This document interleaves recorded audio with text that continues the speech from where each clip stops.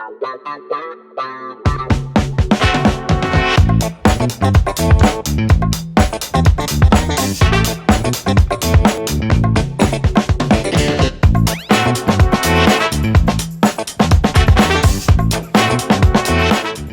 friends, how are you? Simon Gibson here, podcast is Success Won't Come Calling, which is for everyone who wants to be better tomorrow than they were today. I'm here in our wonderful studios and I am awaiting my guest this week, who is Craig Williams. Craig is the founder of Team Bootcamp, which is an elite coaching company specialising in weight loss, but his story encompasses a career with the Royal Marines. He also is an ultra-marathon runner. He's an author. And what I find particularly inspirational about Craig is the huge life challenges that he has faced. And he's managed to find a positive way through them. And he's managed to get his life on a very progressive note. And he is contributing hugely, both in his business, also with all of his clients. I'm going to be talking to Craig about the tough times, about the good times, about the training he did to get into the Royal Marines, about how and why he formed Team Bootcamp, and particularly about how he's managed to find his way through those difficult periods of his life that he's hit. So without further ado, relax, whatever you're doing. I hope you really enjoy this episode of Success Won't Come Calling with this week's guest, who is Craig Williams. Oh, Craig, welcome. Thank you so much for doing this. Yeah, no, thanks for having me. It's ironic coming to a place called Baltic Triangle and it's absolutely red hot in here. That's right. Honest to God. Well, it's always like this in Liverpool, you see. It's always cracking the flags. No, it is. Is it hot enough for you out there? Yeah, it's nice, isn't it? But we're terrible as Brits, aren't we? It's like we're fed up of the winter and then the summer comes and we're fed up of the summer. But yeah, totally. Nice. I mean, just for anyone who's listening to this afterwards, which I think will be everyone, bearing in mind no one's listening now. But it's about 30 degrees in the UK. So we're all complaining. And because it's so hot, I'm very glad we do Guest Rider on the podcast. And you've got us on a very nice chilled glass of sparkling water. So expertly chosen. Did you have a premonition that it was going to be really hot and choose it beforehand? Do you know, we've talked already, sort of off camera about tough times. And one of the toughest times I've had this week is thinking of a drink for this podcast for the rider. And I just thought, I don't really drink a great deal of alcohol anymore. I used to pride myself on being a last man standing in the bar and all that. I don't do that a great deal. Soft drinks and stuff, I rarely drink, so it's usually water. And I thought I'd throw some bubbles in for you two, really. Oh, that's beautiful. Anyway, here's to you. Thanks for coming down, Craig. Thanks a lot. Really good to meet you. Sorry, I haven't. If I've got a camera, so I have to do this. Yeah, you got it, yeah. Nice one, Stacey. Yes. Yeah. So, I mean, I want to just jump in and in the story, if I may, Craig. You're an ex-Royal Marine. Were you from a military family? Not at all. I think sort of looking back through the generations closest to me, I don't think there was anybody really that was in the military. They were all sort of farmers farmers really from Yorkshire.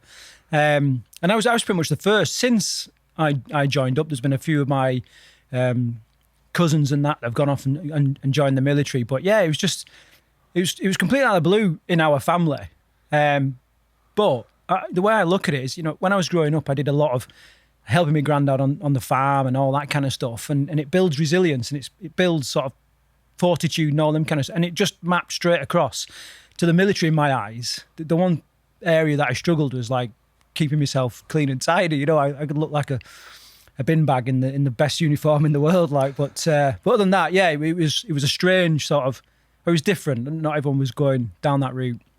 And obviously, we'll in the next hour, we're going to move through your career in the military, through the challenges you had when you left, through to this inspirational rebuild that you underwent, and the business you've got now in Team Bootcamp and the way you're helping people who want to make positive changes in their lifestyle and in their health and fitness.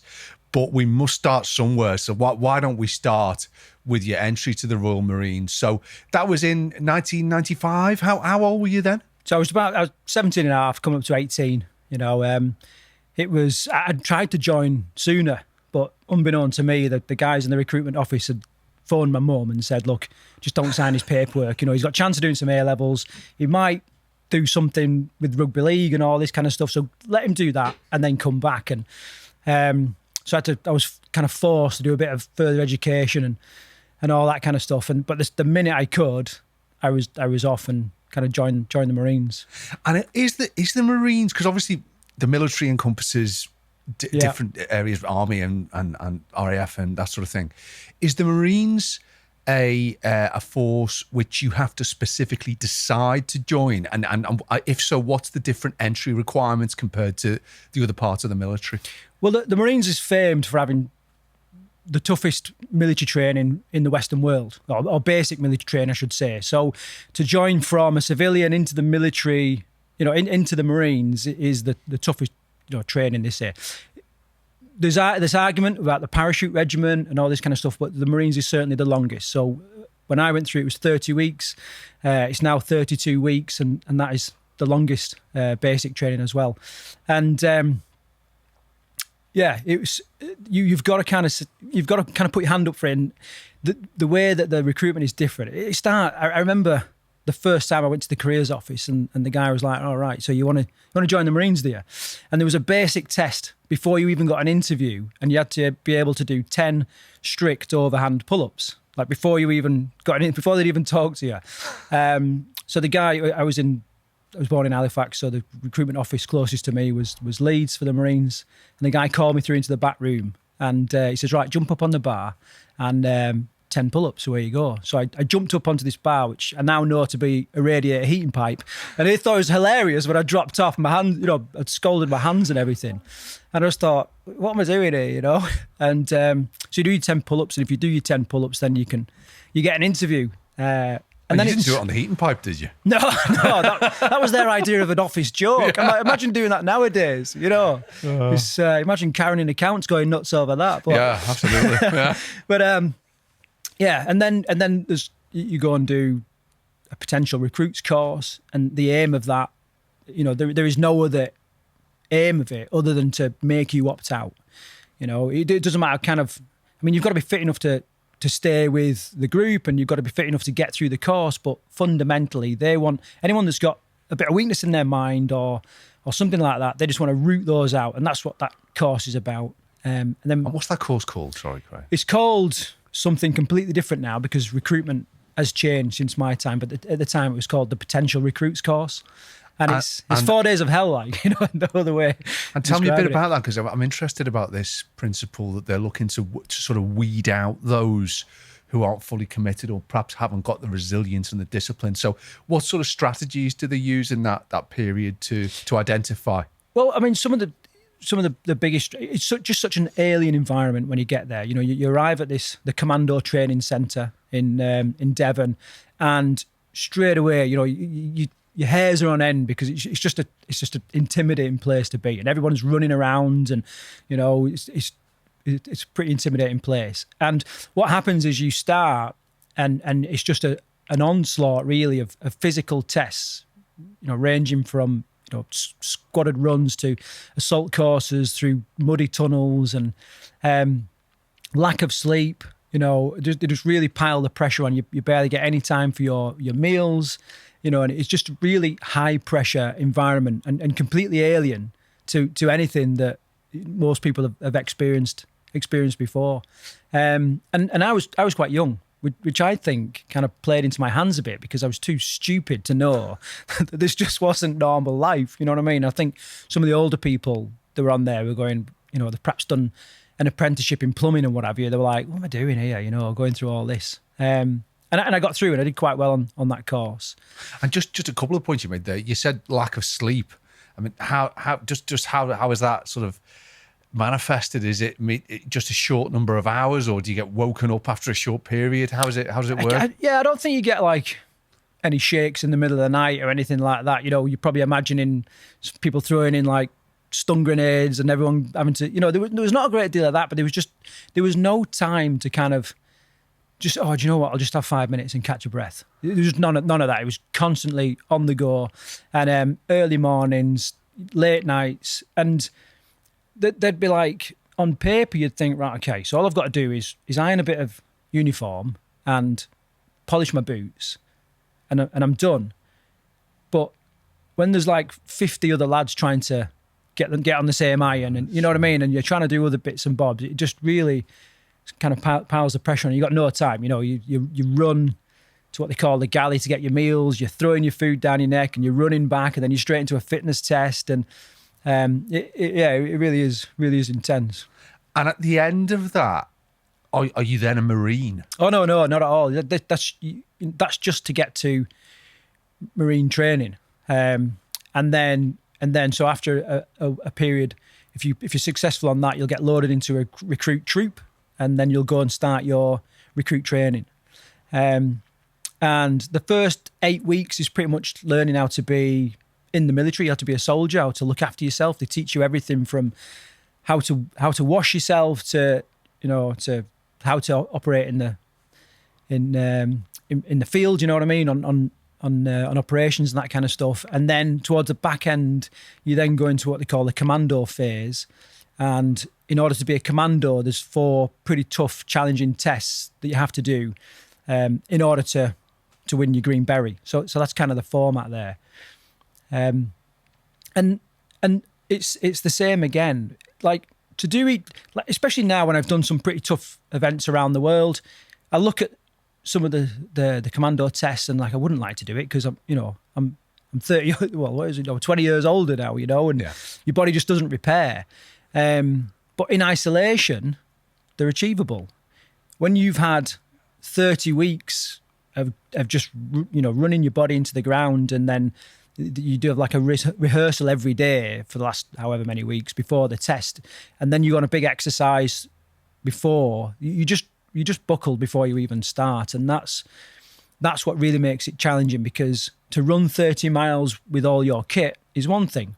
To run 30 miles with all your kit and you might have a stress fracture in your foot, you've lost your toenails, your kit has worn the skin away from your back, and all these things. It's a completely different thing then. That's mind over matter, isn't it? It's all mind over matter. And I heard a quote recently where the Navy SEALs say that once you get to the point where you think you cannot go any further, you've got another 60% to go. And I truly believe that, because we spoke before about some of the events that I do now, and on paper I shouldn't go and do them really. My preparation's never where it should be, but I commit to it, and then it's a case of like how, not if.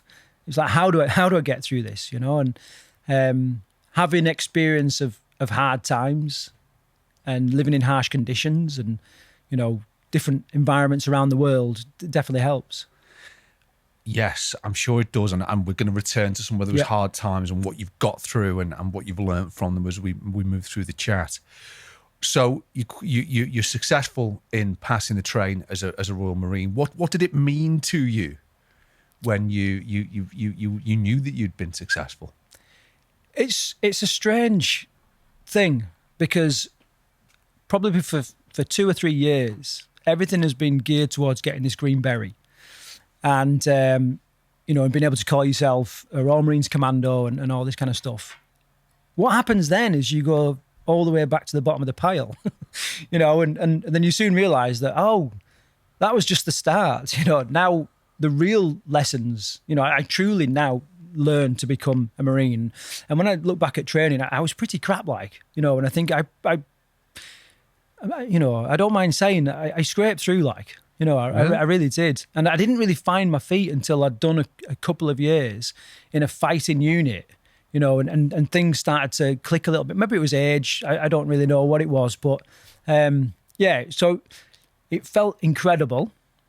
But the realization then, it was like, actually, what I have done is nothing yet, Yeah, I mean, it does make sense, doesn't it? That the real experience is where you sort of learn.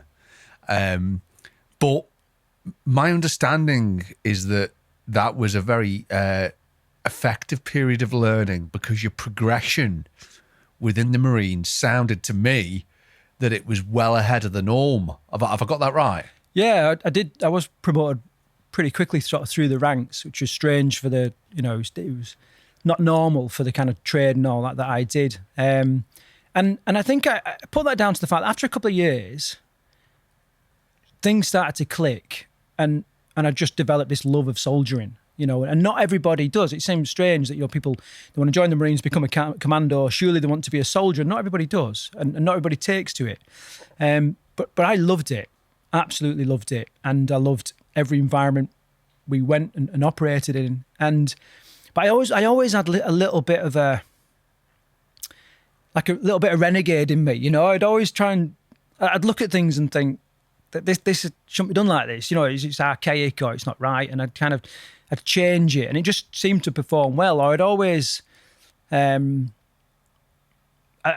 of just push the boundaries a little bit, It's like if somebody above me was sort of saying, right, we're going down here, and I'd be like, I don't think that's the smartest move, so you carry on and we'll go around here, and it sometimes just right place, right time or whatever, and it kind of worked out. And I just took to some things quicker than others. I'm interested in that. You talked about developing this love of soldiering. I would imagine that discipline is critical, and following, what did they call it? SOPs or standard operating procedure? SOPs, yeah. And SOPs. Talk to me about what is a SOP, and how does that apply in real life soldiering? Yeah, so it's basically a set of drills where if something happens, there's already a predetermined method for dealing with it. Whatever it is, from having a drink to having a wee to fighting in every aspect. So you developed the SOPs. The discipline, though, is not necessarily remembering and following the SOPs.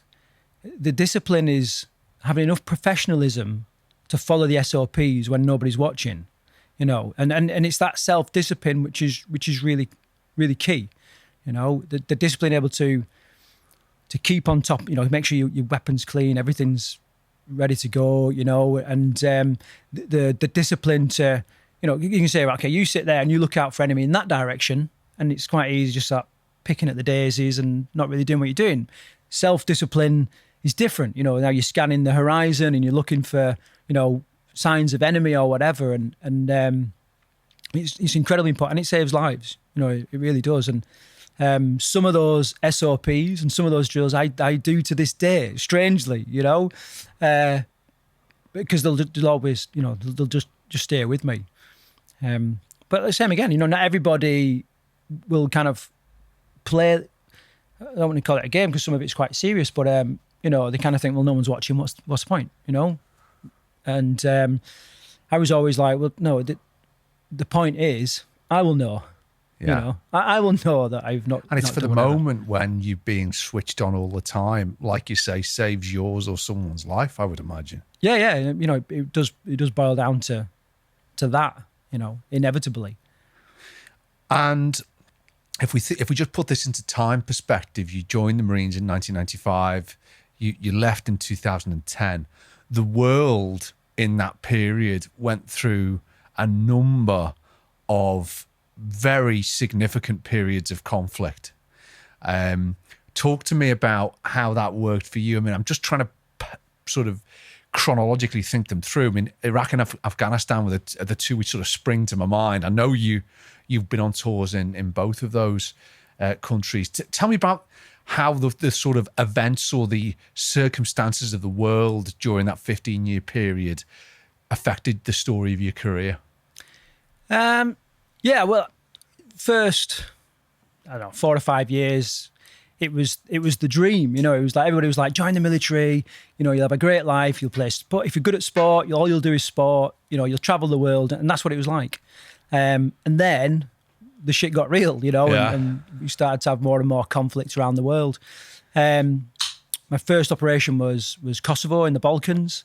When we was based in the city Pristina, and it was it was really busy, and we was pretty much the law there, which was incredible. As a You're young lad. maintaining peace there, is that right? Rather than sort of involved in a conflict. Yeah. So it wasn't like traditional war fighting. You people will know from the TV now. It was about sort of cutting about, making and maintaining order. Bearing in mind that a large proportion of the world's heroin went through Kosovo, Right, and there were right? just lots of different stuff like that. And a day could be anything from seizing an illegal weapon off the street, someone, because people were still getting killed and stuff out there. So seizing illegal weapons to finding a warehouse full of counterfeit money, and it was just everything in between, really. And I loved it because it was, you was pretty much given free rein within your law of what they call armed conflict to go and do what you do, go and find the work. And we took over from an army regiment in Pristina. There's a big tunnel. I think it's called the Dardania Tunnel. And the regiment we took over from said, look, just don't go down the Dardania Tunnel. You go down there, you're lucky if you come out. There's all sorts, from packs of wild dogs, because during the conflict, everyone just kicked the pets out on the street. So there's packs of dogs kicking about, yeah. You don't fancy that? I want to go and get them all. Yeah, that's just all sorts. So we took every patrol through the Dardania Tunnel, because we wanted to find the trouble in that, And they also said, if you hear shots being fired, there's no point really following them shots up, because you're never going to catch anybody. And when I was in Kosovo, I got a commendation because there was a guy come out of a nightclub, started firing his pistol up into the air, and my team just happened to be sort of in the vicinity, and within a few minutes, the shots had been fired. We'd reported it, caught him, bundled him into the back of the truck, and he moved back to kind of the detention centre, and it was not the first time. That's not accurate, but it was, it was the first of a series of changes really in that area. Just because we were serious at it, we were wanting to make a bit of a difference in there. Yeah, and I'm sure that's right. What was your first recollection or your first experience of what someone like me would think of as like a battle situation, in terms of you actually being engaged in conflict with an enemy who is a very real threat as a force? What was your first recollection of that, Craig? Yeah, so that would be Afghanistan, really, and in the hills of the foothills of the Himalayas, sort of on the Pakistani-Afghan border, and that was the sort of real time. But for me, I was a little bit detached from the what we call the company, the mass of the lads fighting.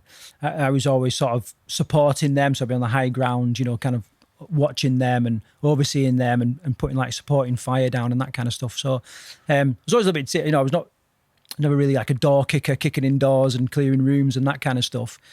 Just because of but by this point you were leading, weren't you? You were leading. Yeah, beyond my years probably, because I was sort of 19, 20 then, maybe a little bit older. I was acting as a rank above, in charge of a small group of people, and I pretty much just finished what they call the junior command course. So that's the course to become a corporal, and it's sort of normal practice that people say when you've done your junior command course, like your grade will only ever be a C, no higher than a C. In the military, you have grades just like you do in civilian street, and it's just accepted. And the sort of first tour of Afghanistan, I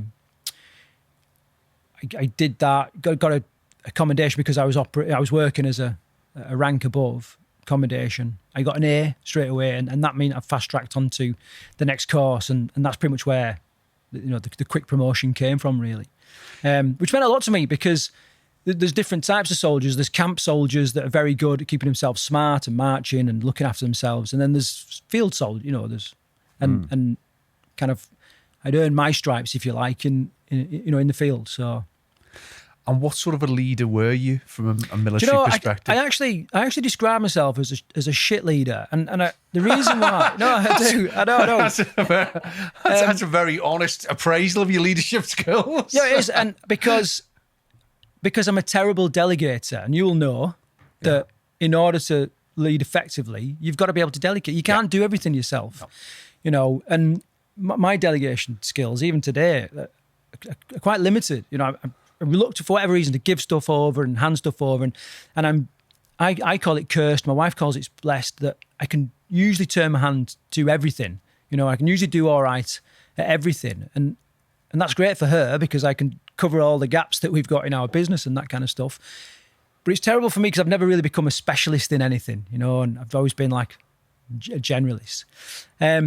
So my delegation wasn't great, but what I was good at, I was good at sort of saying, right, this is a shit sandwich, and we're all going to take a bite, and I'll take the first bite, and so you led, but you led by example, and you led because people trusted you, and because they believed in you. And whilst I do agree with you, things like delegation are important, I would still say that your team having belief in you and supporting you, I think that's the platform for leadership. And I think if you've got that belief and support of your team, I think you're already some distance towards being a great leader.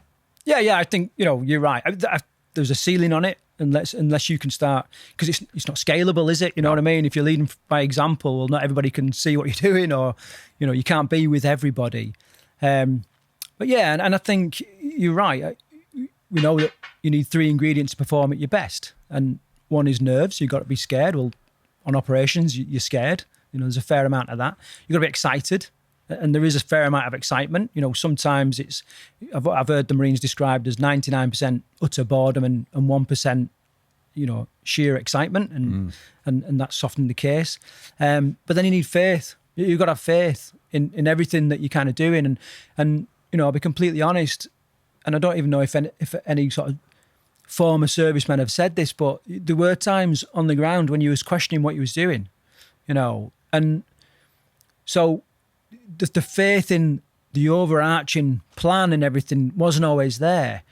So it was up to the leaders, the junior leaders, the guys, that actually face to face with the young lads, to create faith in their pocket of their little team of guys, and I think it was very good at that. It's fascinating to me because I can. It's a rubbish comparison, but I can relate what you've said there, Craig, to a business perspective, because when in a business, and you will know this yourself from your own business, that sometimes if a leadership team takes a decision, it doesn't necessarily mean that every member of that leadership team agrees with it, if it's a democratic process, for example. But once the decision is made, once the roadmap is set, it's the responsibility of every leader to go out there and to support it, to support the plan. I mean, obviously you were doing so in circumstances which carried more risk, more consequence, not just for yourself, for your team. But I can really relate to that. So as the years went on, and obviously as the situation in the world went on, I mean, you must have seen some remarkable, but also some affecting things which would affect anyone. Is that right? Yeah, and it's strange because some of the things, we're talking everything from bits of bodies to, all this kind of, and the things that you kind of expect, for me personally, it might be different for other people, the things I expected to perhaps have an effect later, they didn't, and I think what people know about post-traumatic stress, injury disorder, whatever you term it, a lot of it boils down to an emotional attachment to an event, and there are some things that I saw in Kosovo, for example. I had a vision burnt into my brain that policemen, ambulance drivers, ambulance technicians in the UK will see every day, probably. We used to, this will seem a bit strange, but obviously we've got a bit of black humour in the military, and sometimes that's the only way to get through. And sometimes in the in the night, in the dark hours when there was not a lot going on, we'd go to the morgue just to pass the time. We'd go and have a look at the bodies and that in the morgue, and the morgue technician was like, just go in. These strange lads again who want to come. So obviously a bit of a language barrier as well. We used to go and look at the bodies, and one particular day there was 3 generations that had been killed in a car accident, and all a grandmother. So it was like, let's have a look at the grandmother. You peel the blanket back on the gurney, and it's like, oh, that's pretty horrific. Yeah, okay, yeah. And a mother. Oh yeah, that's it. But there was a baby, and I was like, I don't want to see the baby. My eldest son, Danny, had just been born. I was like, I've got a baby. It's a little bit too close to home, and I don't want to see a baby. But the lads went and had a look, and they were like, they were sort of saying, oh God, like that, and curiosity got me, and I looked, and it was imprinted on my brain, and later on when I was struggling with a lot of stuff, that was one of the things that would constantly come up, and I can still see it vividly to this day, with bits of broken glass in its ears and up its nose, and it's just... Stop it, because I'm going to cry. Yeah, no, and I don't mean to upset anybody, Yeah. And then other stuff, there were lots of other stuff as well, and it took its toll. It did. Well, I want to talk about that, but just signposts where you've mentioned that the kids came along. What years are we talking there? Is early 2000s? I didn't realise this was a quiz. So you're asking him, he doesn't know anything.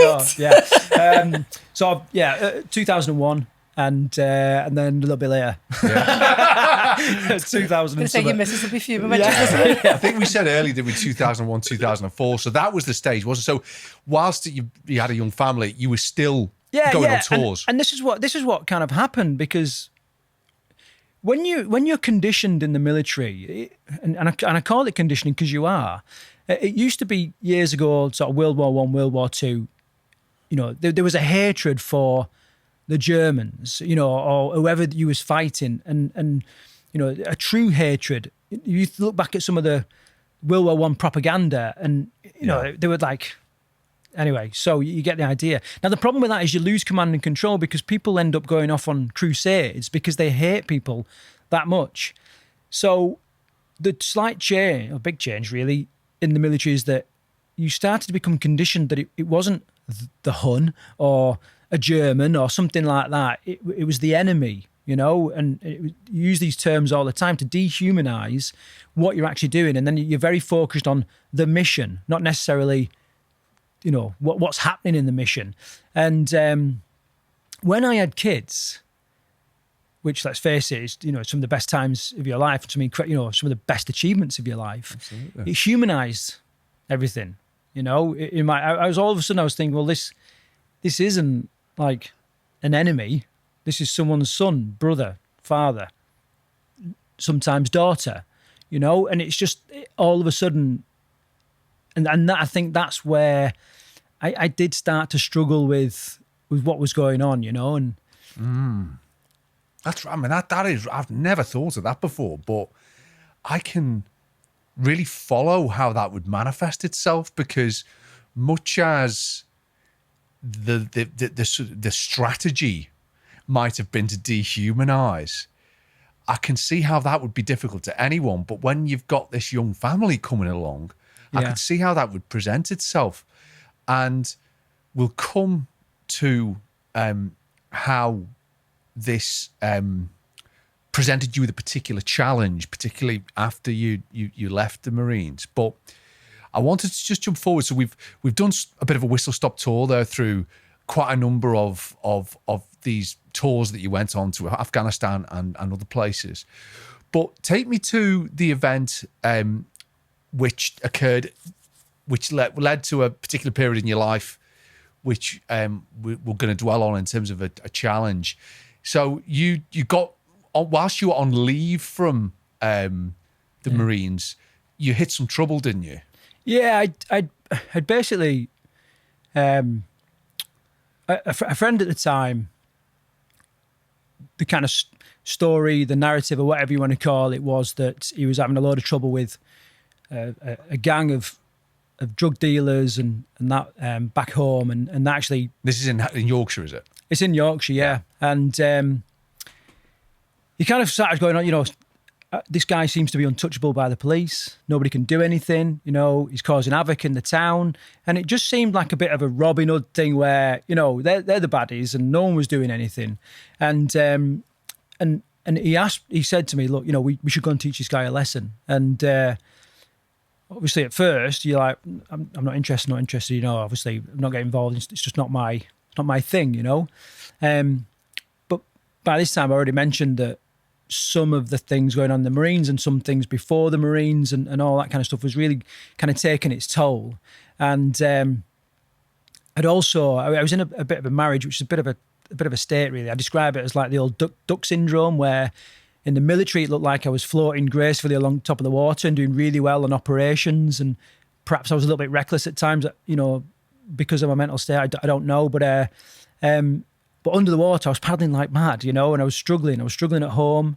I was struggling with another young son. I was struggling with my wife at the time, and when I was in Afghanistan, the friend that I was talking about, it wouldn't be right for me to share names and that kind of stuff. No.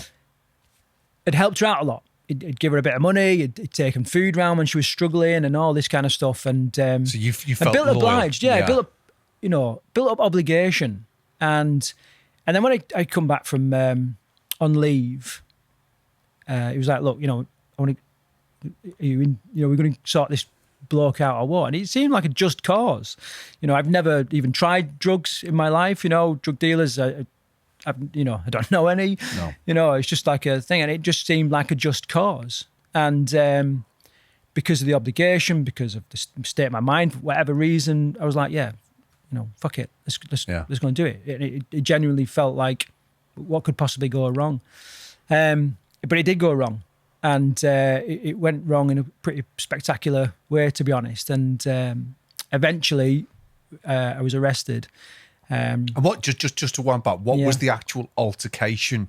Yeah, so with this? So the idea, like the initial kind of plan, was that this guy who I now know to be quite a serious sort of gangster, but it seemed untouchable. I subsequently found out that he was under observation by the police. There was a whole observation thing going on, and that's why he appeared untouchable. He wasn't untouchable at all. But the plan was just to go and cause him a bit of damage, to let him know that actually, the Royal Marines is a big club. Yeah. You know what I mean? And we're men of action, and he needs to kind of wind his neck in a little bit.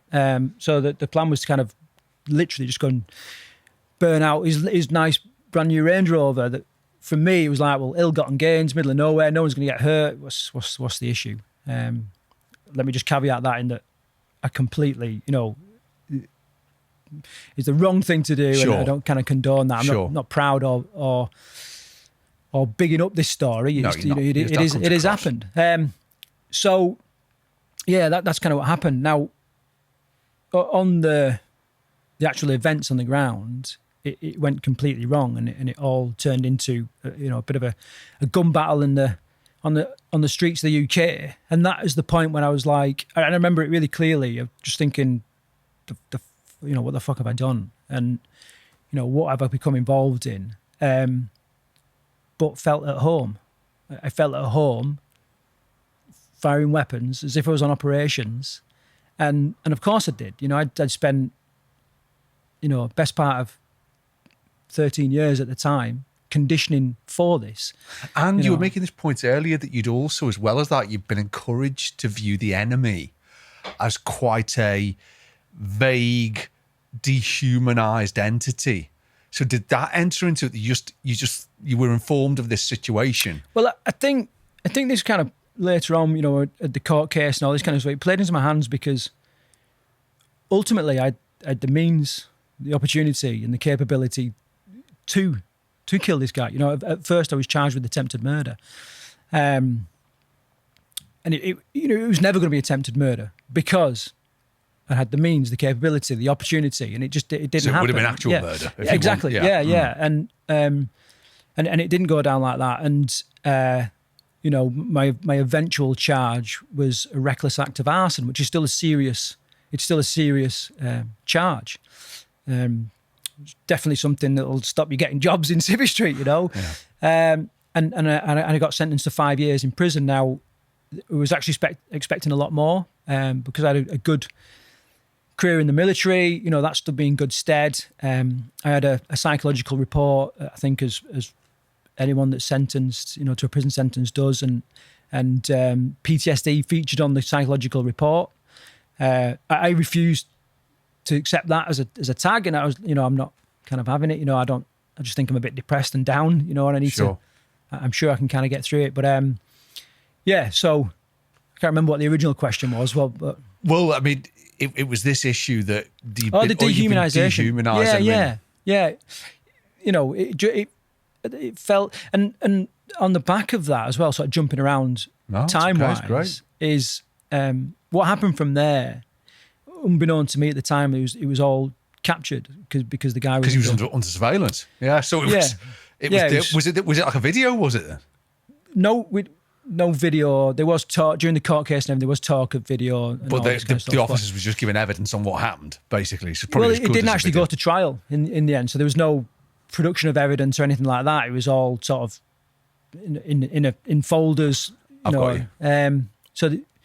A video never surfaced. You know what I mean? But all we know is that it was kind of under observation, and the whole thing had been witnessed by the police. And what happened there is, in our legging it, because it had all gone wrong,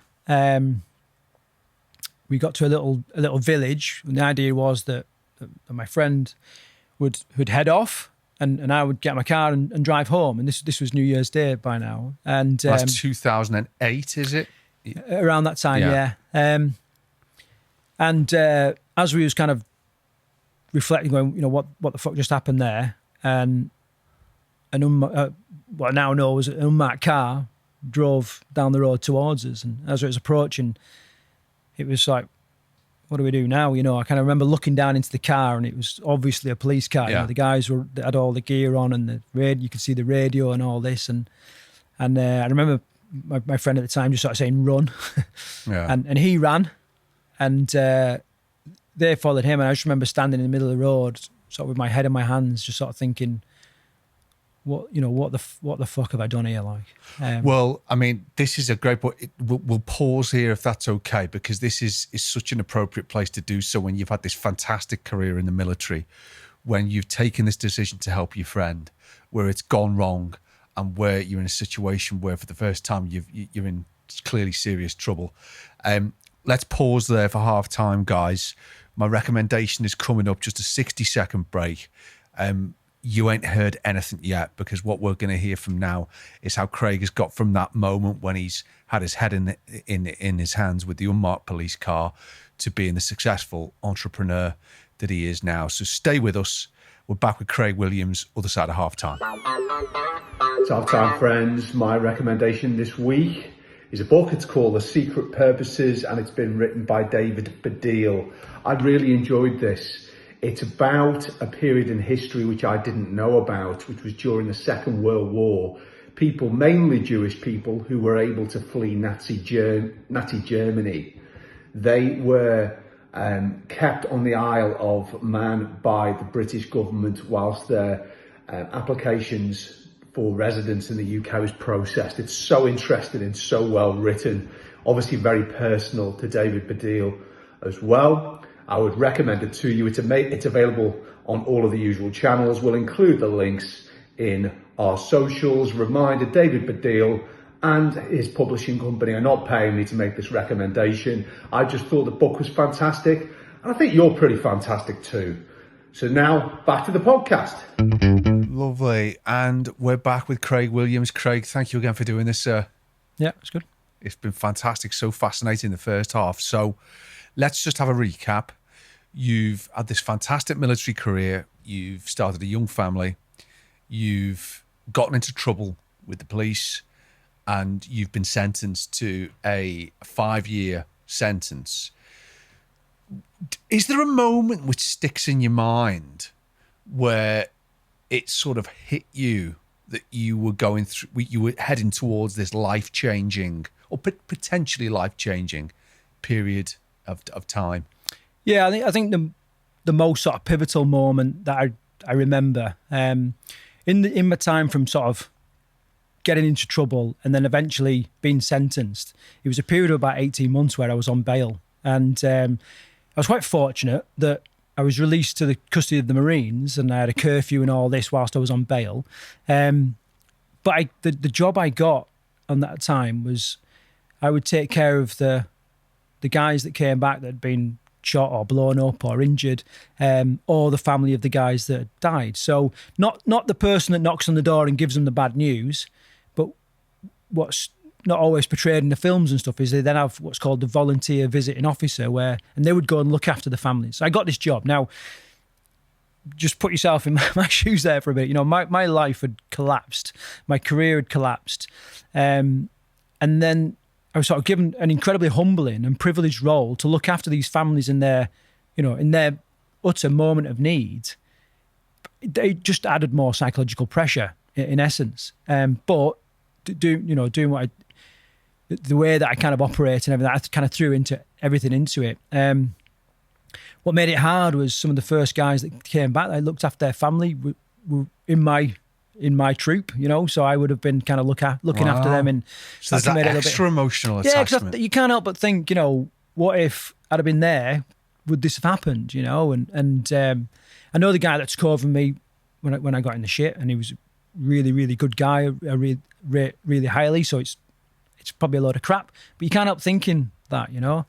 And I remember, so I'd be up and down to the service hospital in Selly in the Midlands, where the guys were going, you know, when they were being getting all their rehab and that kind of stuff. And I remember sort of driving back and everything kind of hit me, and I was just in absolute, you know, tears streaming down my face, and all I wanted to do was just drive into the oncoming traffic, and I was just, you know, I was done with it, and it was just like, you know, I cannot take this anymore.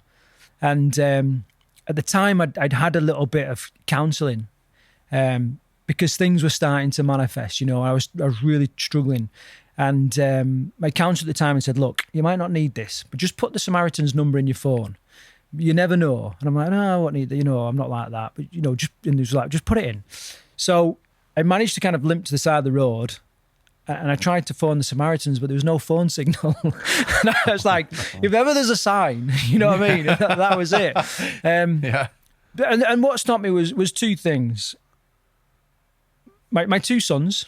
Of course. Three things. My two sons, I couldn't, you know, I didn't want to be the person that they grew up sort of, you know, your dad drove into a truck because he couldn't handle the shit, you know, because everyone says about things happen for a reason. Well, sometimes that reason is you're an idiot, you know, and you make a stupid decision, and that's what it boiled down to. And then the other thing was my mum. My mum is still to this day, I mean, I've got a very special woman in my life, my wife Paula, but the woman that has been always there and constant and supported me in everything has been my mum, you know, and I couldn't ruin her day, and I couldn't ruin the day of the guy that was driving or girl that was driving the other way. And that's what kind of stopped me then. So I kind of managed to limp off the road, and I parked up, and I just remember just sort of sitting there for a couple of hours, just trying to process everything that was going on. And like, there can't have been much water left in my body because it was literally just pouring with tears. And this is before you went to prison then? Yeah. Going to prison was a bit of relief, because it was like ripping off the plaster. You know, like I've had 18 months of like slowly extracting the hairs from my leg as I rip off this plaster. And that must have been excruciating. You know, to know this was coming. Well, it wasn't, because none of it was a done deal. Right, I see. You know, there was a chance that I wouldn't get a prison sentence. There was a chance that the attempted murder would stick and I'd go to prison for 20 years. You know, everything was up in the air, and that was part of the overwhelming factor of it all. Is like I just did not know. Yeah. So this moment, I kind of thought to myself, you know what? I've clearly not got the bollocks to kill myself. Clearly. It's not going to happen, you know, because it would have happened in that moment. And I think that was the point where I was like, well, if I'm not going to do that, the only way now is up. The only way is I've got to progress, you know, and I've got to start picking myself up, and whatever comes, I've got to take responsibility for that, you know, because fundamentally it's me. I could blame this, you know, manipulation by a friend and all this kind of stuff. I could blame all that, or I could take responsibility for this, you know, and get it done. So, and I think that was the point where things started to change. So was that sat on the side of the road? Yeah. When you had this moment when you thought there is a way forward here? Yeah, and I didn't know how, and I didn't know, you know, in what direction. You know, I think sometimes when, you know, people want to see the whole journey, don't they? You know, and quite often you can't, but it's a bit like a river, you know. You can't see the whole of the river, but you can see the next bend. And all you got to do is trust that when you get to the next bend, you can see the next bend and the next bend and the next bend. And that's kind of how you get through life. We want to see it all. You know, we want to see how it all pans out, but we can't. So it's like remain a little bit flexible and see what comes and kind of be ready to react as you go. So then it was like the court case and all this kind of stuff, and I refused to plead guilty for attempted murder. It just, you know, for reasons I'd spoke about earlier, and but they said, right, well, there's the judge will accept a charge of a reckless act of arson, and despite the fact I don't really go into the case too much, but there was never a fire, there was never, you know, it was just a random charge. At the time I was thinking, well, yeah, all right, it's reckless. It doesn't seem that bad, you know, a little bit reckless. I don't know. Yeah. It didn't occur to me that it was actually, you know, quite a serious charge. I pleaded guilty to that, and I got 5 years. And I remember, and my friend who kind of represented me, a guy from the Marines, he's told me afterwards that when the hammer came down, my shoulders just went, oh. And it was like an exhale, and I was like, right, now I know what I'm dealing with, you know? And then it was a case of, right, it's done now. I'm no longer fighting to stay in the Marines or fighting to maintain my name or anything. Like that decision is done.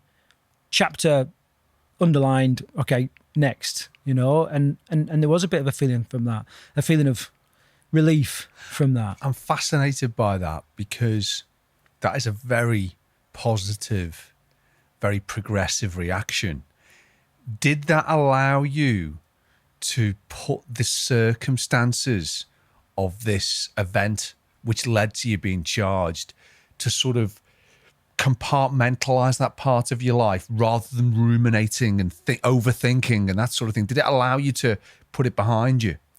Yeah, I think so. I mean, I don't want to sort of disrespect anyone involved in you know, the offence and all that kind of stuff. But yeah, you know, I did exactly that. That's done. I'm not big on history. I know there's a load of important lessons in my past, and I should never forget them. But I know there's a lot of stuff that should stay there, and it wouldn't benefit me to carry it into the future. And I think some people do take a lot of crap into the future with them, and for what? It's just, you know, if the bloody stone on your back's heavy, leave it at home. You know? Well, that's it, isn't it? And I think what you've done there is very helpfully differentiated between learning from what you've done wrong and making better decisions in the future, but without constantly playing circumstances and words and actions over and over and being overly self-critical and being critical of others and being critical of decisions you've made. Because ultimately you can use the learning positively, but you can't turn the clock back.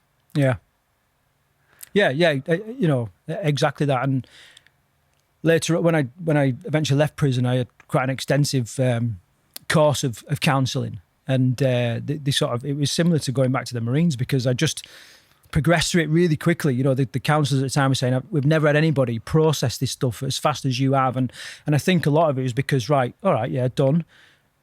I'll learn that can stay. Next, you know. And I would go with this list. Right, okay, this happened. This is what I want to talk about. You know, and really just sort of threw myself into the counselling. You know, and despite the fact that I was very, very dubious at the start, But well, I suppose as a military man, you're sort of taught to be. I mean, you went through this period of training where you were having to perform to high standards with minimal sleep. That seems to me to lend itself to almost being, resilient and, anxiety and doesn't exist. It's not a thing.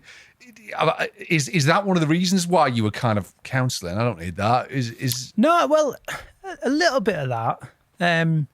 But a lot of, I sat in a room about the size of this, and during my time in the Marines, I'd done like a tactical questioning course, and like a low key interrogation course, and I remember sort of sitting there thinking, I've worked this out. I know why you sat there. I know why you're mirroring my body position. I know why the clock is over my shoulder. I know why this is here. I know, you know what I mean? I know why. And I thought I've worked all this out. And then this little lady came in and sat next to me, and she was really quietly spoken like this, and I was thinking, the fuck do you know about war? Yeah. Because in my head, all my issues was the baby on the gurney and all this kind of stuff, As things progressed, it was none of that. It was, well, maybe it was, but it fell away when I started to look at other bits, that was kind of going on. And I remember in the first session just saying, I think we're wasting our time. And she was like, why do you think we're wasting our time? I said, well, I know what's going on. Like, I know what's happening, this counselling process and all this. And she goes, well, what don't you know? And I said, well, I don't know what's in the box. And there was like a gift box. And I said, I don't know what's in the box. And she said, well, what do you think's in the box? And I said, well, I don't know. I said, you obviously get families in here, and maybe a mum comes in with her kids, and maybe some toys in there to occupy the kids while she's having a counselling session with the mums or something like that. And she went, oh, interesting. Let's just carry on talking. And so we did this bit of a session. And at the end of the session, I said, well, what's in the fucking box? And she said, I don't know. And I said, well, let's have a look. So she got the box and opened it, and it was empty. And I was just like, I don't know anything. You know what I mean? I think I had all this weighed off, and I don't know anything. And so that was session one. Session two, I came back with a notebook saying, this is what I want to talk about, and realising that, yeah, it is a process, and you might be able to game it and guess it and work it all out. But the process, if you run the process, you're going to get a certain result at the end, and I kind of threw myself at that, and very quickly kind of got through there and felt better. Like life got better. And so, I mean, just to signpost that, then you referred to getting through it. You'd got through the prison sentence. You'd committed to this period of counselling. You were feeling better. What came then in your journey to being the man you are today in terms of a businessman and being so successful? I mean, I kept getting signals and signs that ultimately you are on your own. I approached a couple of service charities, couldn't get any help. One service charity it worked with people that were struggling with PTSD and that kind of stuff. And it was like a last ditch, I've tried the NHS, got absolutely messed around by them. I'll try these, I'll give them a phone call, because I was struggling every day to do the basic things in life, and they said, no, you're too high risk. And I was like, how does that work? I'm coming to you, of course I'm high risk. I'm coming to you for help, and I just kept getting little signs like that. You are on your own, like you do this and it's down to you. And like success won't come calling, like, like getting better won't come calling. Getting out of this hole, it's not going to happen for you, No. You've got to do it. So then I kind of, the way it was kind of at that time, I was thinking, well, what am I going to do? I went for a couple of jobs. I didn't get the job. As soon as they started saying, have you got a criminal record? Well, yes, actually. Yeah. Just not interested. And I remember being really embarrassed coming out of a job interview to go and do a job that actually I was perfectly suitable for. And actually I'd done that job whilst I was in prison. I had a job working with kids with challenging behaviour. I was really fortunate to get it. It was a full-time paid job when I was in the latter stage of my prison sentence, I was in an open prison, and I was working with naughty kids, in essence. And I would take them climbing and abseiling and gliding. You know, I couldn't have a car, but I could take them, I could fly a plane. You know, it was bizarre. And so I went for the same job in a local college, and he was like, no, absolutely not, you know. And I was embarrassed by it, you know, and I thought, I'll never, ever sit in a job interview again. Never. You know, I'll never put myself through that. And so that was when you decided that you wanted to do something in your own right. You wanted to I was own going to, something. you know, I went to try and get some benefits, and it was like, well, you've got to do 8 or 9 weeks or whatever before you can claim any benefits. And I was like, well, I've just come out of prison, like, you know, and before that, I was in the Marines. You know, it also seemed weird, but it was constant signs that you're just gonna have to get on with this, like. And where were you living at this point? I was living in Somerset, where my youngest lad was. So, I was like, okay, what do I know? What can I do? And at the time, I'd got heavily into training and, you know, fitness. I was really early adopter of CrossFit. It's really popular now, but at the time it was pretty underground, you know, and I liked that. I liked the fact it was a little bit underground and not many people trained like that. I'd go to the gym and my training was very different to everyone else who was doing 3 sets of 10, you know, bicep curls. It's hard work, that, isn't it? Yeah. Particularly in this heat. So I thought, right, well, you know, I'll start doing some personal training. And I'd lost a fair bit of weight. Although I was in the Marines and I was supposed to be one of the fittest young lads in the country, I was actually a bit of a porker, and they called me Pie Shop for a long time, you know. Pie Shop? Yeah, so I carried a lot of weight, and I lost that weight, and that gives you a unique insight. You know, most people... So how much weight were we talking you lost? About 4 stone. Really? Yeah. And it's a significant amount of weight, really. Absolutely. You know? And so I started doing some personal training, and at the time I was living as a course to develop it as a skill. Do you mean? No, I'd done some courses in the in prison. You know, because you do some education, and I had like a job working in the gym, and then like the advanced course, I was like, right, I can get a bit of funding from the military, and I'll do this course, and I set up a little freelance personal training business from the back of an old van where I was living at the time, rusty old van. And you were living in the van? Yeah. So because life just felt so complex, I wanted to simplify everything, and I was really comfortable just sort of no home. Some weeks I'd stay in a campsite where there was an orchard, and I'd eat apples and catch rabbits and that kind of stuff, and I'd live like that. Fantastic. Yeah, it sounds amazing now, doesn't it? Yeah, but you know, at the time, any sort of complexity to life, I couldn't handle it, you know. So you simplified everything down. Everything was really simple, by choice, really. You know, people thought, you know, Craig was homeless for a while, and I'm like, yeah, by choice. Like you know, it wasn't all right. I was in hardship, but you know, so my older brother built me a little website, and for the personal training, my younger brother bought me a laptop, and my little sister got me a little internet dongle because there was no Wi-Fi around them, you know, them times. It was all dongles.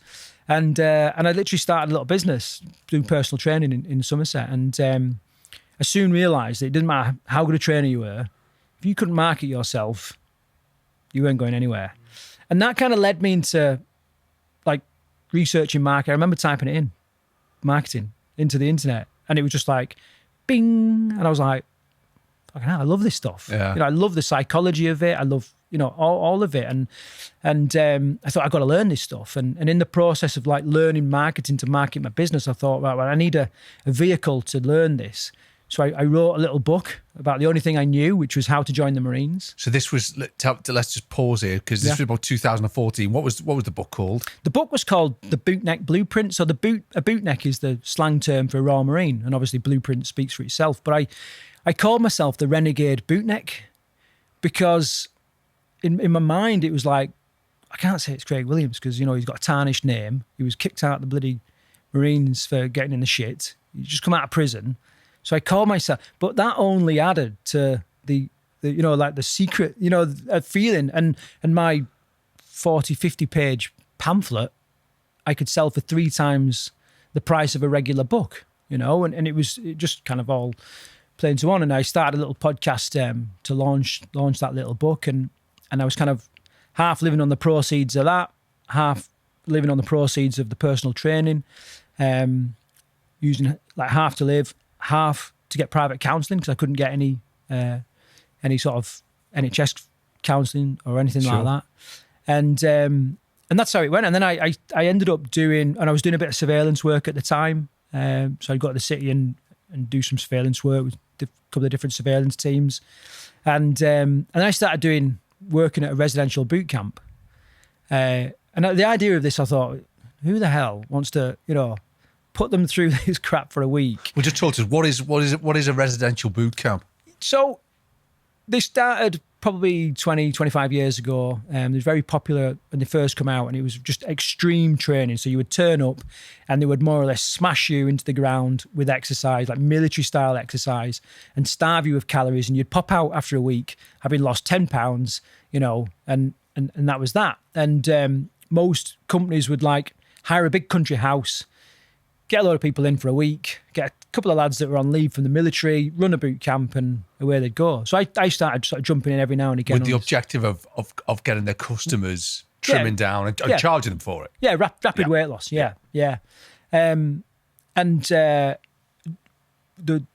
boot camp that I was working at, there was a little massage therapist there called Paula, who would then go on to become my wife. Life changed when I met her. And loads of stuff went on at that boot camp. I had eventually ended up kind of running the training or leading the training. She would manage the house side of stuff and the clients and all that. And the owners, two ladies from Essex, they basically said to us, get all your ideas together about how we move this business forward. Let's have a meeting.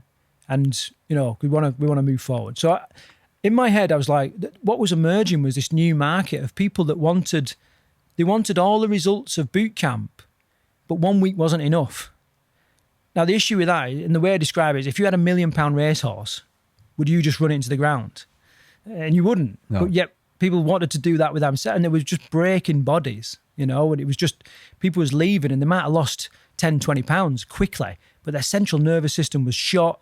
Their knees were buckled, muscles were strained. It was just, And probably they would be thinking quite negatively about this. Well, they've done, it's like, it's like pulling back an arrow. There's so much restriction there in however long they're there. At some point, they're going to let go. And obviously, the opposite reaction is the arrow flies. And that's what was happening. People was coming out of camp and they were just desperate to eat crap. And just exactly. So it might not be sustainable, the weight they've lost. Yeah, none of it was sustainable. And I thought, there's a different way of doing this. There's a way of having what we call a periodized training program. So you have a hard training day, active recovery day. We emphasize rest.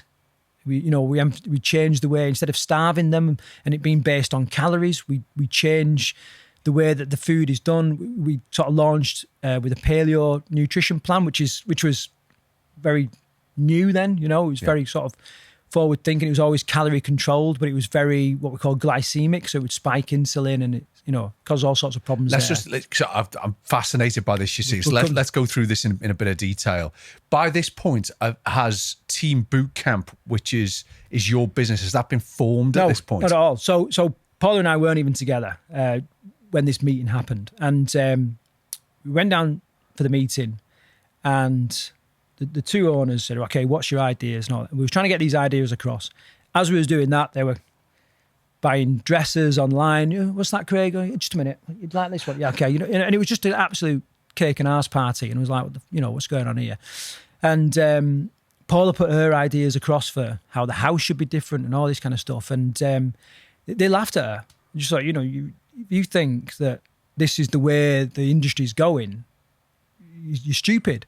And she burst into tears and we walked out of the room and she said, you know what, I could do better myself. And I went, let's do it then. And that was the forming of Team Bootcamp. And Team is an acronym and it stands for Think, Eat and Move, because every other bootcamp was looking at the exercise, hard military training, but it wasn't smart training. It was just, how many calories can we burn today? And that was it. And the food was restricted and it was all calorie controlled. But when you look at like the signals that were being sent by that food, because food is two things. It's fuel and it's information. People know about the fuel. They don't always realize that food is information, and the information they were sending is horrendous. It makes it really hard to stick to. We knew there was a smarter way. So we knew with the movement, smart training, smarter food, and then bring in more of a psychological mindset aspect.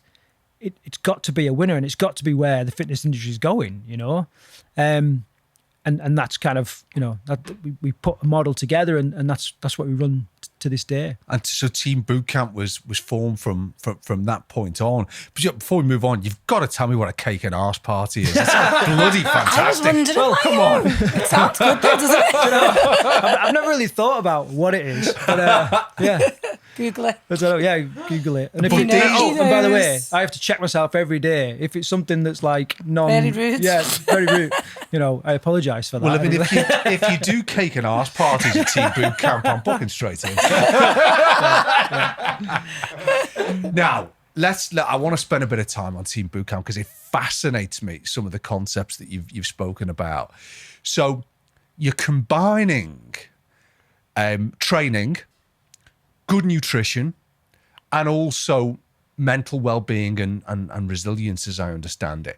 Tell me about the paleo diet, first of all, that you mentioned. Is that something which is still an option now in Team Bootcamp? We're predominantly paleo. The problem with anything, any of these kind of diets and eating programs and all that is people start to hack it, and you end up, like, the keto is very popular at the minute, and you can have dirty keto, you can have clean keto, you can have bloody, all sorts of different stuff. And people have hacked paleo because fundamentally... Is paleo, is that like a carnivore diet?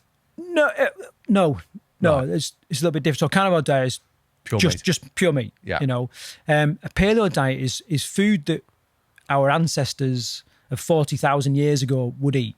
A rough rule is, if you can grow it, catch it, or kill it, you can eat it. There's a few exceptions, sure. And that's where people start to get bogged down in the weeds and that kind of stuff. But fundamentally, it's no processed or refined foods, so as good quality and as organic as you can make it. And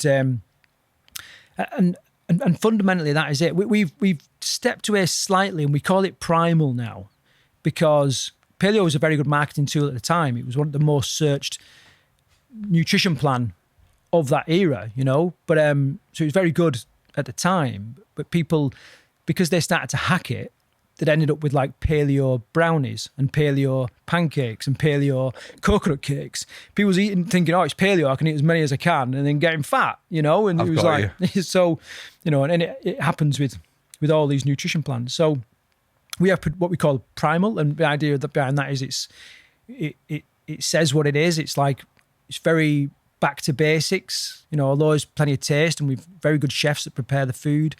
And they're on site, refined. Are they? The chefs actually work on site. That's interesting. And then we also have a plant-based option. So, plant-based, again, is very... Well, it's actually... what we've seen is when the documentary Game Changers came out on Netflix, I don't know if you've seen that. I've seen it, yeah. When that dropped, about 50% of our clients were suddenly plant-based. Now... I think they're starting to realise that perhaps it's not sustainable. It's not, and we get 2 or 3 plant-based clients a week now, or vegans and that kind of stuff. So, but there is an option to have like a plant-based. It makes it hard, like, fundamentally we're not meant to just eat plants. Like, you've only got to look at our teeth to realise that, But well, this is worthy of a podcast in its own right, because I saw Game Changers, and the guy who made it. James, I can't remember, but he sounds like a really good guy and a very well-informed guy. Something was saying to me, but hang on, haven't we like eaten meat since the dawn of time? So how can that kind of be bad for us? Isn't the bad stuff what isn't naturally the things we've kind of processed and that sort of thing? So it felt like a bit of, it confused me. But the fact that you've got both of those sort of options, like a whole foods, including meat option and a plant option, that clearly gives your clients that diversity in terms of their preferences. Yeah, but we don't cater to preferences. You know, if they've got an allergy or like a strong dislike or religious reasons, then obviously we'll change the food for that. But, you know, it's a bit of a running joke sometimes. Like, if you came up with this brand new exercise, people would give it a go. You know, they'd try it. Sometimes you put an avocado in front of people and it's like you've just kicked the front door open and pissed on the kids, you know, and it's weird. So we try and get them to... I'll never eat another avocado. Yeah, no. We try and get them to like challenge themselves with their food as much as they do with their movement and mindset, you know. And sometimes that's the tough bit, really. Fundamentally, for me, you know, I don't care what is on the what the nuts and bolts are. What I'm interested in is the signal that food is sending, because if we can control the signals, we can control what's going on in the body. And you know, what people miss in regards to nutrition is like when a car is in drive and going forward, you can't go backwards. And when a car is reversing, you can't go forwards. Well, it's the body is very similar in regards to insulin. So insulin, most people know about. What they perhaps don't know is that insulin is the fat storage hormone. Yeah. So when insulin is at a certain level and present, the body will store excess energy as body fat. Now, if it's storing body fat, you can't use body fat. You can't. What does it do? Well, I'll use half and store half. You know, it doesn't do that. If we can control the presence of insulin and the level of insulin, then we can then start tapping into our energy sources, of which all of us have got an abundance of, you know. So the food plans where you're just controlling calories, quite often it would be like really insulin spiking. So although you might perhaps not eating enough to put weight on, the weight you're losing is not body fat. It's funny, isn't it? Because there's an element of programming here, isn't there? Because when people think about getting healthier, they think about what the scales are saying. Yeah. Whereas quite often the objective they want, they're not bothered what the scale says. They want to look better. They want to be judged in their shirts and in their dresses. But we've been programmed to think, eat lettuce, get on the scales, and as long as they're going down, that's good. That means you're achieving your objectives. And you seem to be taking more of a holistic view of well-being and of health. We're a results-driven business, you know,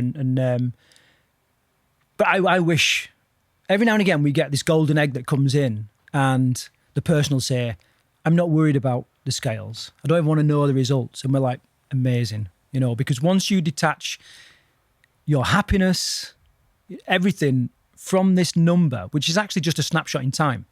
You know, one of the big differences at Team Bootcamp in regards to measuring is every other bootcamp will weigh you in when you arrive at bootcamp. So you arrive that night, you've naturally put weight on throughout the day. Most people have had a big feed before they get, you know, I'm off to bootcamp, big feed on the way there. Yeah. And we was like, no, we want to be much more transparent than that. That's an easy 2 kilos, of rapid weight loss. Yeah. And we said we're going to be much more transparent. We'll let you arrive, go to bed, get up in the morning, go to the toilet, and then weigh you in first thing. And that was a risk for us. And people were like, you know, you're taking a risk there. But we trust the program. And actually our results are as good, if not better, than the other boot camps.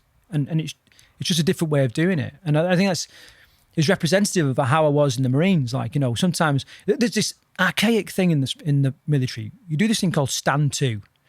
So every morning, every night, everybody would get all their kit on.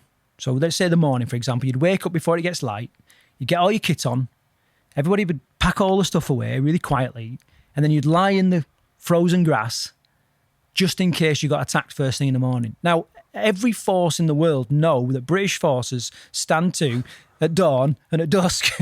So why the hell would they attack at dawn and dusk? You know, and in my head, I'm thinking, this is stupid. Like, and then you sort of realise, well, you know, what is actually going on? And actually, it marks the start of the nighttime routine or the start of the daytime routine. Right? I get it. You know, that, and I once I sort of worked that out, I thought, right, well, so why are we doing all this other stuff, like playing this game? It's and I was a bit like that in regards to the residential boot camps, I was like, why are we doing that? Because actually, that's not the smart thing to do. Well, it's not. I think a lot of that all of it makes sense.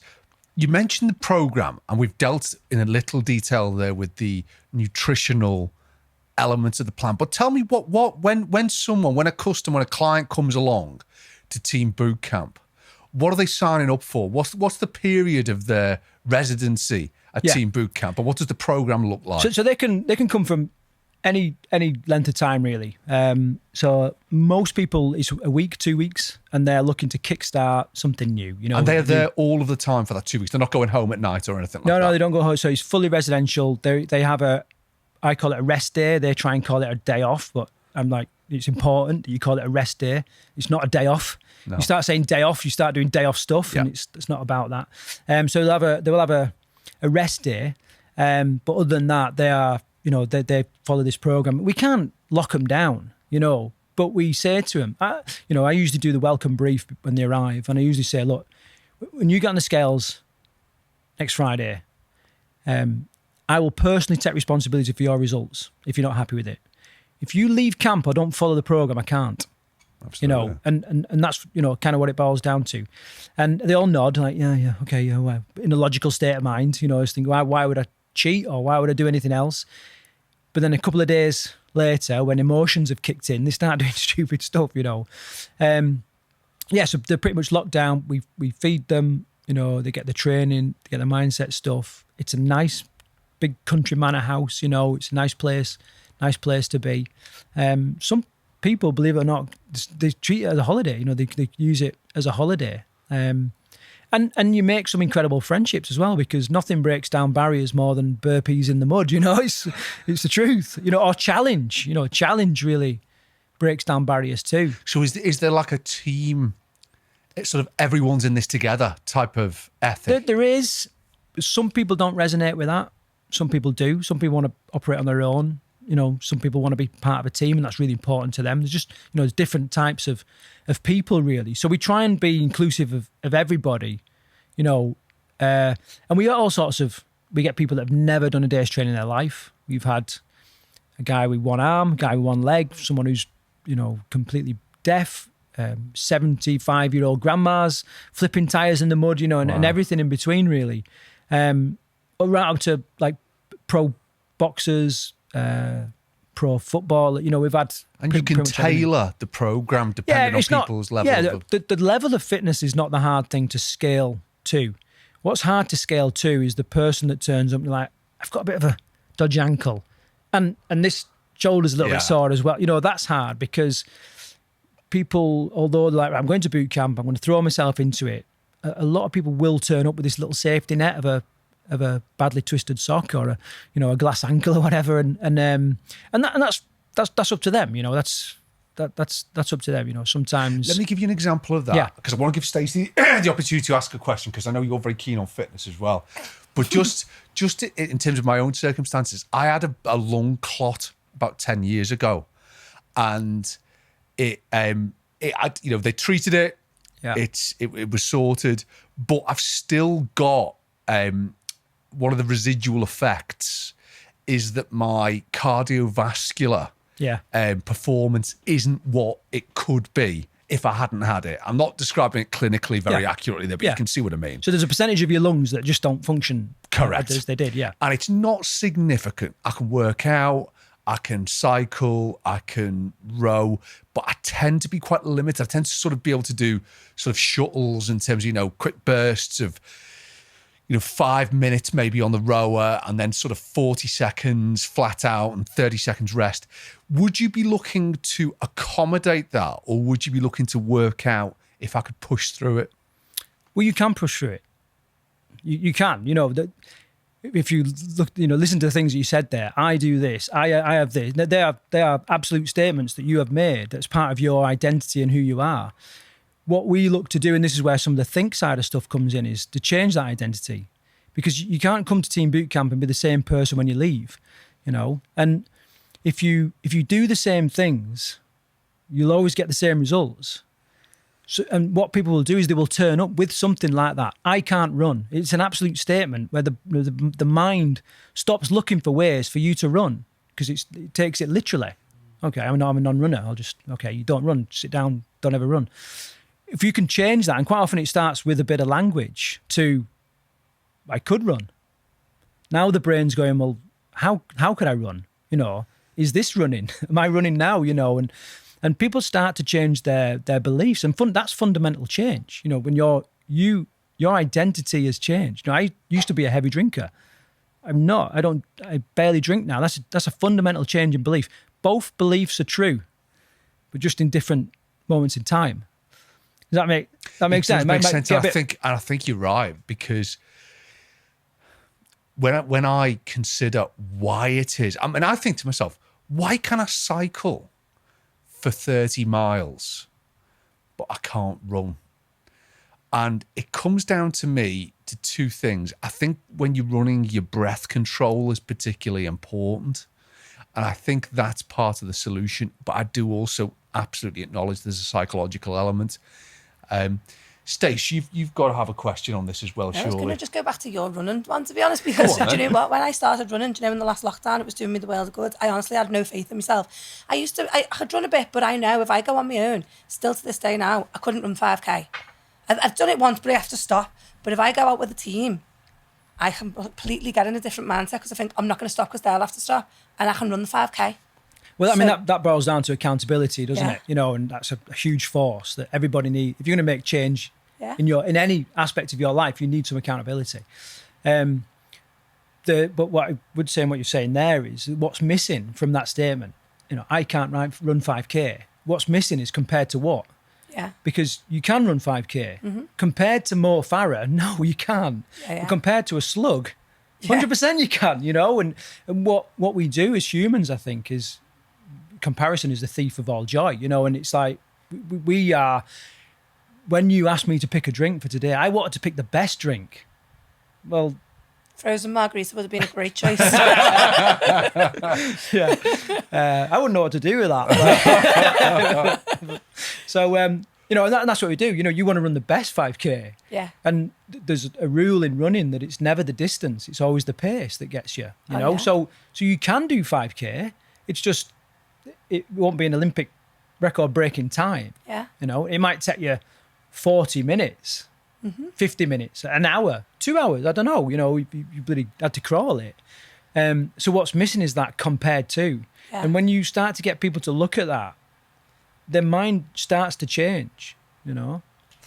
Yeah, well, I think on that point as well, you can go even further if you try it. It's like building it up each week, isn't it? I think the hardest one's always the first one's always the hardest, because then after that, it gets a little bit easier every time. But before you know it, you're running 10K. It's like it is up there. You're right, totally right with that. And the other thing to throw in the mix, and we was going to talk about running as well, but is that fundamentally when you look at a Land Rover, it was designed to go off-road in deep mud, and that's what it's designed for. Well, you look at the makeup of a human being, we are designed to run,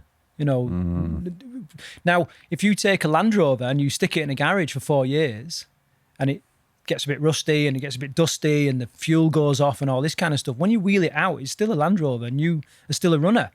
It's just you might need to change your wheels and sort your engine out and an MOT and all this kind of stuff, but you're still a runner. And I genuinely believe that running is one of those things that everybody can do, And so many times I've had people come to camp and their statement is that I can't run, and they go on to run a marathon. Well, what just happened there, Fantastic metaphor, by the way. So when are we putting you in for a service? I think I do. I need someone to have a good rubbish round under the hood, I think.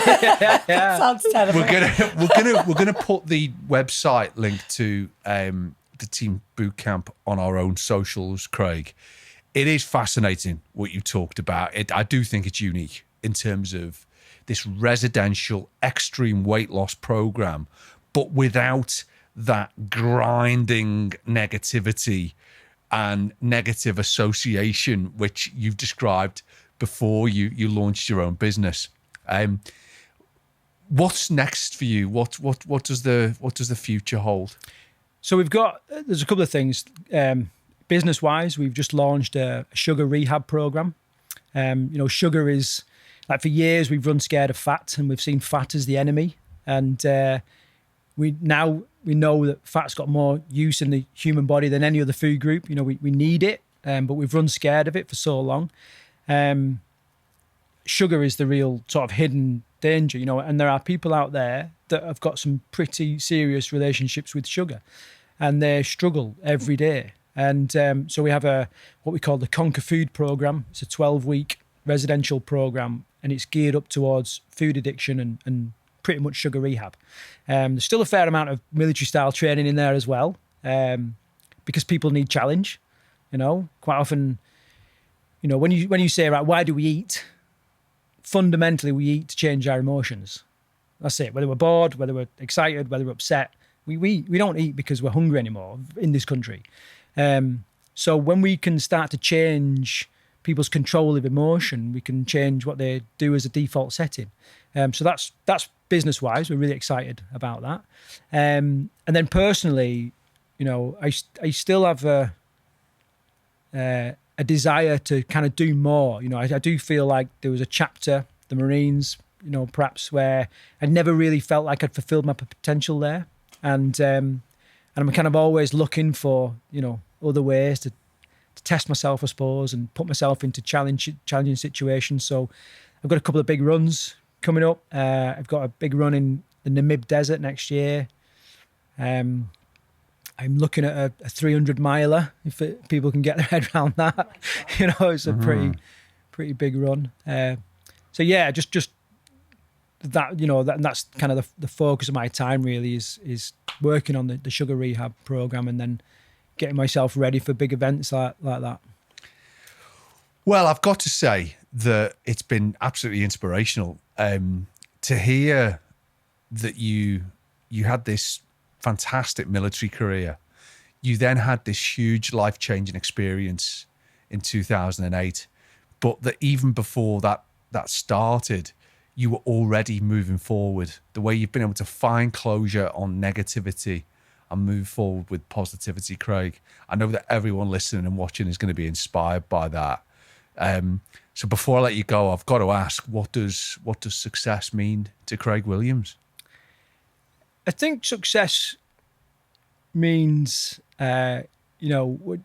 ultimately every one of us are going to have that final day, when we kind of, we pass away. And, Yeah. there's going to be that fleeting moment where you go, like, what have I done? Like, have I truly lived? And I think success, I have a very clear vision in my mind of, I have a home office and I've got little bits of memorabilia from lots of different events and lots of different stages of my life in there. And success will be when my grandkids come in there and they sort of say, Grandad, what's these snowshoes about? And I'm like, that's when I ran across the Arctic. And what's this about? That's from my time in the military. And I think that moment I'd be like, I've done all right, Well, I think you've done more than all right. I think you're a walking, living, breathing source of inspiration for us all, Craig. Some may say legend. Yes, I would agree with that. But it's been such a pleasure meeting you. Thanks for coming likewise, on our podcast. All the best for the future. And in the meantime, thank you, Craig Williams. Yeah. Hey, Thanks a lot. it was awesome, mate. Craig Williams, what a great guest. Again, another great guest. He was. I was so pleased when Craig agreed to come on. I reached out to him because it's crazy, because I became aware of him because of the unbelievable things he's done with his running and as an adventurer. Yeah. I I didn't touch upon some of the things which really attracted me to his story. I mean, he's ran a marathon in the Amazon, he's ran a marathon in the Sahara. But what the reason we started the podcast, wasn't it, was because we're as interested in the challenges that people have managed to overcome as the success they've achieved. It's that issue of succeeding through struggle, which is what the podcast is all about. And I mean, the way Craig described, can you imagine a situation where, having had such a military career, where you're faced with a period in jail? No. And that event, when he was pulled over at the side of the road, contemplating suicide. Yeah. Prior to this period in jail, And you look at where he is now. Oh God, you know, It's just so inspirational. It made me really happy that, because like, oh, you're going to make me bloody cry again, as every week.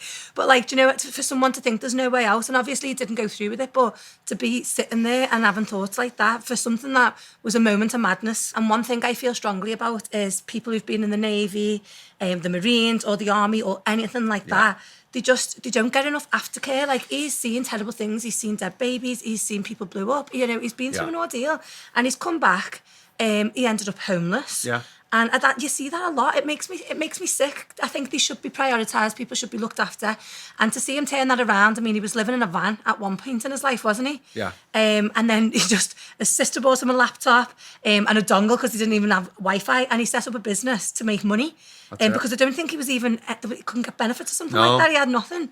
And now he's been successful setting up his own business. That makes me dead happy. That It does, doesn't it? And the thing with it is that, you know, I hope anyone who's watching or listening to Craig talking about that, who is in a tough spot, I really hope they can see that there is always a way forward. Yeah, and options. Absolutely. And if Craig, from being sat at the side of that road, that really graphic image he described him, sat there crying, contemplating ending his life. And if he can now be sat in that position, there's always hope. Oh, definitely. And I'm glad he came on. I found him, you know, such an inspirational guy. And I learned a lot from hearing Craig's story. Me too. And you know what? It was a lovely ending to the story, to know that he's doing so well and he's written a book. Yeah. It's good he's doing good, and he's a really nice man. He is, and we're very, very proud that he came on our podcast. Yeah. So thank you, Craig Williams, for coming on as our guest. Thank you to all of you for investing your time in listening and watching. We really love doing this podcast, and we love the fact that we have so many people who are enjoying watching and listening also. So on that note, until next time, thank you very much for being with us. See you again soon. That's it from me and Stace. See you soon on Success Won't Come Calling, which is the podcast for people who want to be better tomorrow than they were today. See you soon.